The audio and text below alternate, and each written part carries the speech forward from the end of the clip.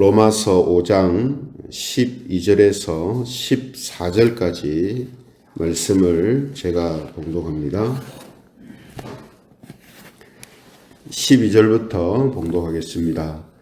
그러므로 한 사람으로 말미암아 죄가 세상에 들어오고 죄로 말미암아 사망이 들어왔나니 이와 같이 모든 사람이 죄를 지었으므로 사망이 모든 사람에게 이르렀느니라. 죄가 율법이 있기 전에도 세상에 있었으나 율법이 없었을 때에는 죄를 죄로 여기지 아니하였느니라. 같이 읽겠습니다. 그러나 아담으로부터 모세까지 아담의 범죄와 같은 죄를 짓지 아니한 자들까지도 사망이 왕노릇하였나니 아담은 오실 자의 모형이라. 아멘.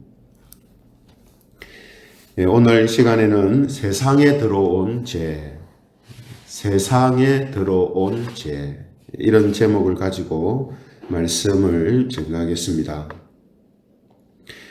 우리 재건교회는 이 개혁주의 신앙을 따르고 있는데요.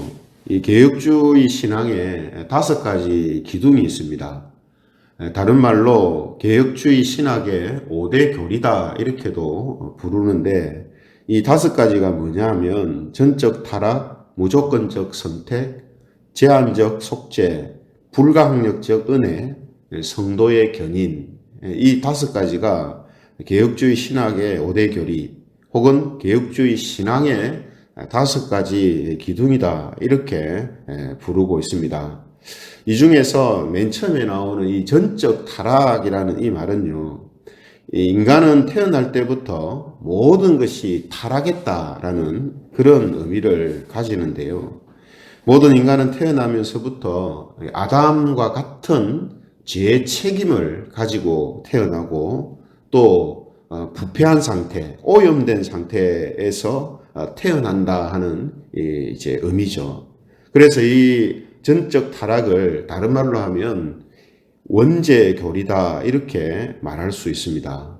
그래서 이 원죄교리, 전적 타락이란 이것은요, 많은 이제 신학자들과 이단들에 의해서 자주 부정되어 왔던 내용입니다만, 이 정통적 교회는 지금까지 이 원죄교리를 하나님의 절대적인 진리로 믿고 있고, 그래서 이것을 계속해서 보존하고 또 전수해 가고 있습니다. 그런데 여기 이제 인간의 전적 타락 혹은 원죄 교리라는 부분이 나오면 꼭 사람들이 하는 질문이 있죠. 그 질문이 뭐냐 하면, 아담이 죄를 지었는데 무엇 때문에 모든 사람이 처벌받는가?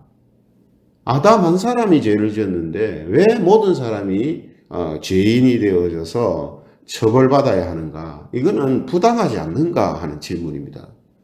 거기에서 한 걸음 더 나아가가지고 그냥 각자가 예수님을 믿느냐 믿지 않느냐에 따라서 심판을 받는 거 아닌가.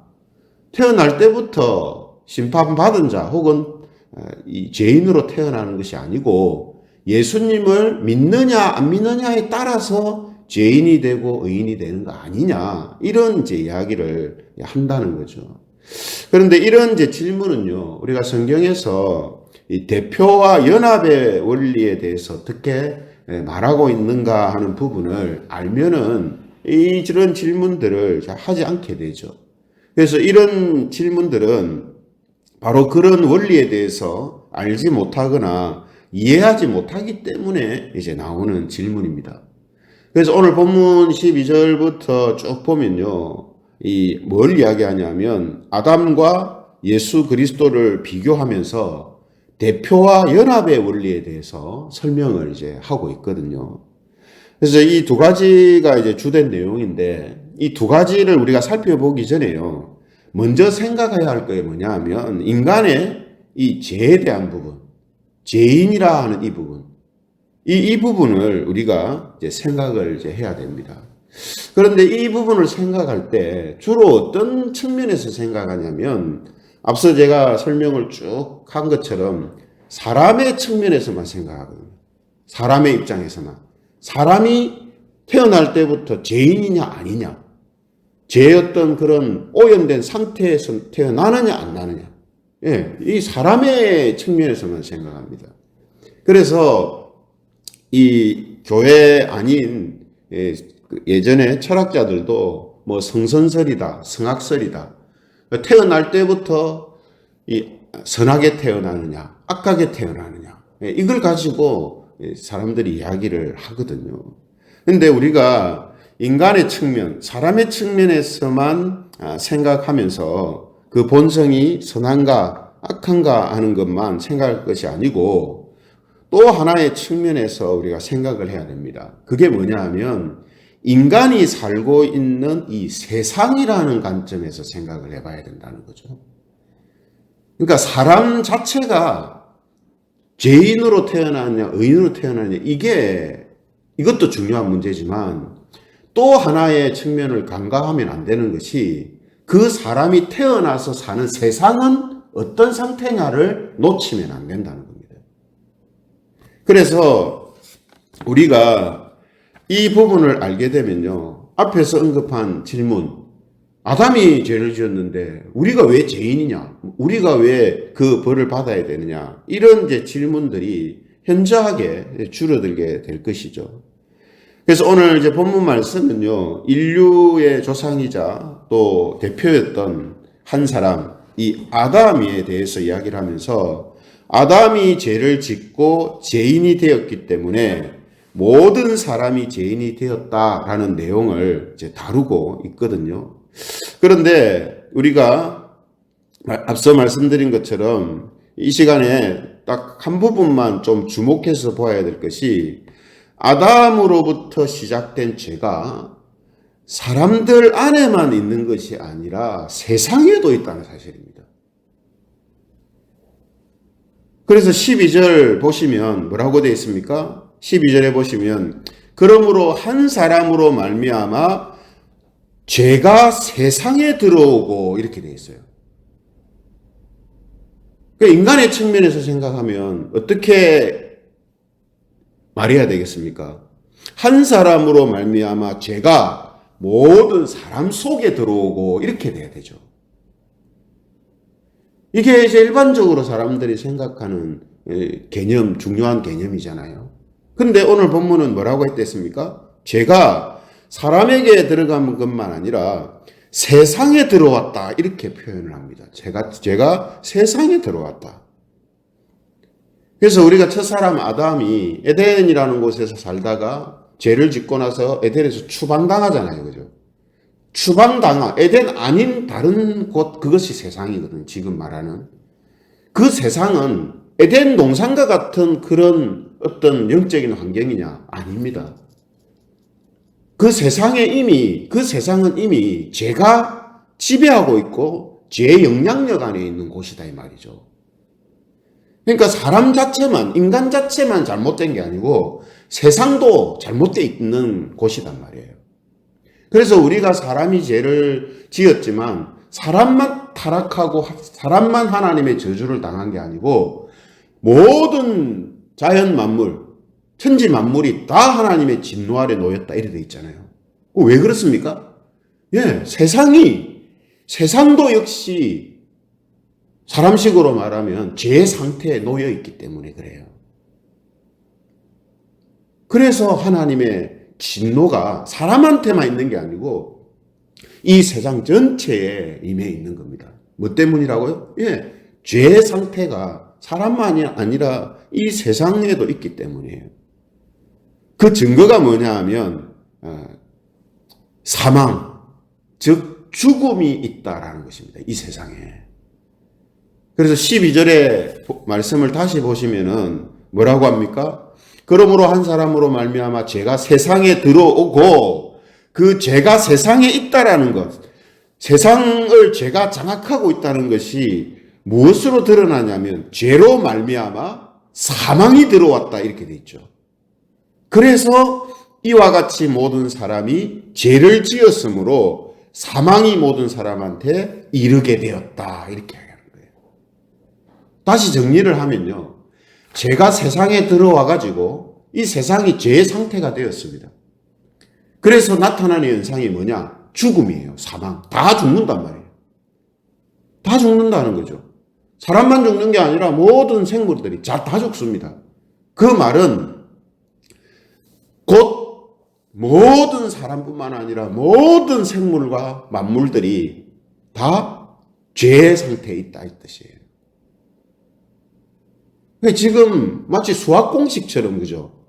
엄청나게 논리적으로 이 부분을 딱 지금 이야기하죠. 죄가 세상에 들어왔고 그래서 세상은 죄로 가득 찬 죄 지배 아래에 있는 곳이 되었다. 그 증거가 뭐냐? 죄의 삭선, 사망이다. 그래서 모든 사람과 만물들이 다 죽는다는 거예요. 그죠? 다 죽는다는 거예요. 그러므로 결국은 모든 사람이 다 죄인이다라고 지금 설명을 하고 있는 것이죠. 그러므로 죄는요, 아담 이후의 모든 사람에게만 있는 것이 아니라 그것만 아니라 모든 세상에 있었다는 거예요. 모든 세상에 있었어요. 그래서 13절에 보시면 죄가 율법 있기 전에도 세상에 있었으나 율법이 없었을 때에는 죄를 죄로 여기지 아니하였느니라. 그러니까 죄가 무엇인지를 알려주는 율법이 있기 전에도 이미 그때 죄가 있었단 말이에요. 율법이 없었을 때는 단지 죄로 인식하지 못하거나 규정하지 못한 것이라는 뜻입니다. 죄가 없어서 죄로서 드러나지 않은 게 아니고 법이 없었기 때문에, 예? 법이 없으니까 뭐가 죄다 하는 이런 규정이 안 되잖아요. 그래서 사람들이 죄가 없었다라고 생각하지만 실제는 죄가 있었다는 거예요. 지금 여러분 이런 지금 많이 일어나는 범죄들 있잖아요. 근데 사실은 가만히 생각해 보면요, 예전에도 있었어요. 예전에는 그런 것에 대하여서 법적으로 뭔가 죄다라고 지적하고 드러내지 않아서 죄가 아니었지 다 있었단 말이죠. 공무원들의 비리도 마찬가지고요. 그때 안 했으면 옛날에 안 했느냐? 아니요. 많았는데 법이 그것을 드러내지 않았기 때문에 그냥 없는 것처럼 생각됐단 말이에요. 성에 관한 그런 문제도 마찬가지죠. 성에 관한 문제 옛날에 없었느냐? 아니요. 있었습니다. 그러나 법이 없었기 때문에 성적인 그런 문제들이 드러나지 않았을 뿐이죠. 이처럼 죄라는 것이 아담 이후의 모든 세상 속에 다 있었다는 거예요. 이런 연유로 해서 아담과 똑같은 죄를 짓지 아니했다라는 사람들도 결국은 뭡니까? 이 세상이라는 곳에서 죽음을 피해갈 수 없었다면 모두가 죄인이요, 죄의 영향력 아래에 있었던 사람이다 라고 지금 이야기하는 겁니다. 그래서 14절에 보시면 그러나 아담으로부터 모세까지 아담의 범죄와 같은 죄를 짓지 아니한 자들까지도 사망이 왕노릇하였나니 아담은 오실자의 모형이라.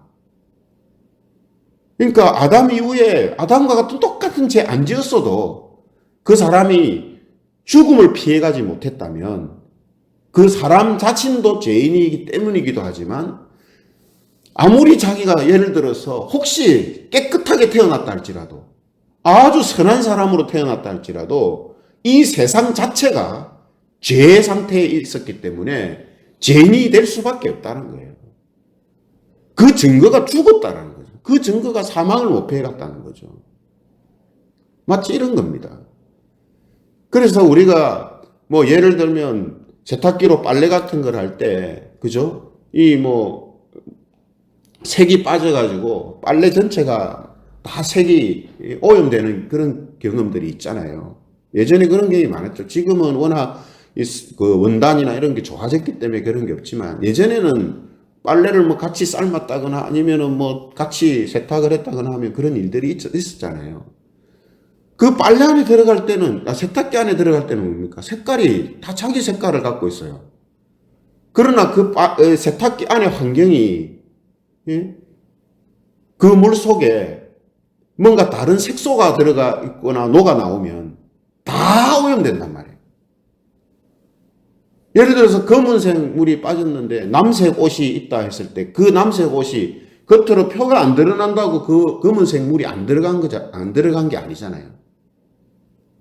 흰색만 검은색 물이 들어간 게 아니고요. 밝은 색만 물이 들어간 게 아니라 어두운 색들도 검은색에 물이 들어간단 말이죠. 표가 안 날 뿐이죠. 결국은 다 오염된 거예요. 다. 그런 것과 같은 겁니다. 그러니까 모든 사람이 원죄 가운데 태어나는데 혹 그게 아니다라고 하는 사람이 있다 할지라도 이 세상이 이미 죄 지배 아래 있는 곳이기 때문에 그 세상에 태어나는 모든 만물들은 결국은 죄의 영향력 아래 있고 죄의 지배 아래 있고 죄의 상태에 있다 이 말이에요. 그 증거가 죽음을 피해가지 못하는 거다라고 지금 성경이 설명을 이제 하고 있는 것입니다. 그러므로 14절 말씀처럼 아담과 같은 똑같은 죄를 안 지었다 할지라도 그 사람이 죽음을 피해가지 못했다면 그 사람은 태어날 때부터든 세상의 죄로 인해서든 분명한 죄인이다라는 이 사실을 지금 설명하고 있는 거죠. 그러면 이제 이것이 분명해지면 흔히 우리가 우스갯소리로 하는 이야기, 이수신 장군은 그러면 구원 받았나? 이수신 장군이 있었을 때는 기독교가 한국에 없었는데 세종대왕은 그러면 구원 못 받았나? 구원 받을 수 없나? 불공평한 거 아닌가? 아니요. 그때도 그 세상은 죄로 가득 찬 세상입니다. 모든 사람이 죄의 영향력 아래 있어요. 그래서 이수신 장군도 죽었고요. 세종대왕도 죽은 거예요. 성경이 우리에게 이야기하는 게 그겁니다. 그러므로 사망을 피해가지 못했다라는 것은 모든 사람이 죄의 지배 아래 있게 된 모두가 죄인이다라는 것을 지금 오늘 이 말씀을 통해서 우리가 확인하게 됩니다. 왜 다음 또 시간부터는 이 대표의 원리, 또 연합의 원리 이런 부분들을 다루겠습니다만 오늘 이 시간에 먼저 우리가 생각해야 할 것은 죄의 그 영향력을 받은 것은 사람만이 아니고 이 세상도 마찬가지예요. 이 세상도. 그러므로 사람은 자기 본연적인 의미에서나 세상에서 태어나 세상에서 살아가고 있다는 의미에서나 이 죄와 상관없는 자가 될 수가 없다라는 거죠. 그 증거가 뭐라고요? 죽는다라는 것입니다. 다 죽는다. 그래서 로마서 6장 23절에 보면 이런 말씀이 있습니다. 로마서 6장 23절 죄의 삭은 사망이요 하나님의 은사는 그리스도 예수 우리 주 안에 있는 영생이니라. 죽음을 통해서 죄인이라는 사실을 깨닫고 고백하는 사람, 죄의 삭은 사망이다라는 이 사실을 알고 인정하는 그 사람만이 그리스도 예수를 통해 주시는 영생의 선물을 받을 수 있다라는 이런 의미라고도 할 수 있습니다. 그러므로 오늘 우리가 함께 나눈 이 사실을 깨닫고 우리 항상 잊지 않기를 바랍니다. 그래서 여러분 앞서 이 세탁기 이야기도 했습니다만 겉으로 볼 때에 오염되지 않은 것처럼 보이는 옷이라도 이미 오염됐다 했잖아요. 세상도 마찬가지입니다. 아무리 살기 좋아 보이는 세상, 편한 세상이 되었다고 해도 죄가 지배하지 않는 세상이냐? 그렇지 않습니다. 단지 표가 안 날 뿐이에요. 그래서 우리가 늘 자주 확인하듯이 눈에 보이는 그 수면 밑에서 얼마나 우리가 상상도 못할 추악한 범죄들이, 잔인한 범죄들이, 악랄한 범죄들이 저질러지고 있는가. 예? 수면 밑에서 이런 일들이 일어나고 있어요. 그래서 오늘 다시 한번 사람 자체만 아니라 이 세상도 제 상태에 있기 때문에 하나님의 진노 아래에 있는 것이고, 또한 하나님의 그 심판을 벗어날 수가 없는 것이다 라는 이 사실을 우리가 다시 한번 기억하면서 저와 여러분들이 항상 이 사실을 깨닫고 항상 잊지 않음으로 인해 두 번째 아담 되시는 예수 그리스도를 통해서 죄에서 벗어나 생명을 얻는 그 은혜와 그 생명을 누리며 사는 그런 복을 저와 여러분들이 소유하고 또 그것을 누리며 살아가는 그런 저와 여러분들, 또 우리 교회가 되기를 주님의 이름으로 축원합니다. 말씀을 생각하시면서 우리 같이 기도드리겠습니다. 우리가 사람 자체만 죄인이 아니라 이 세상도, 사람이 태어나서 살아가고 있는 이 세상도 죄가 지배하고 있는, 죄가 왕노릇하고 있는 곳이기 때문에 모든 사람은 죄에서 자유로울 수가 없다라는 이 사실을 잊지 않게 하여 주시고, 그로 인해 우리를 그 죄에서 구원하시는 예수 그리스도를 바라봄으로 생명을 얻고 누리며 살아가는 그런 우리 교회와 성도들 되게 해달라고 함께 동성으로 기도드리겠습니다.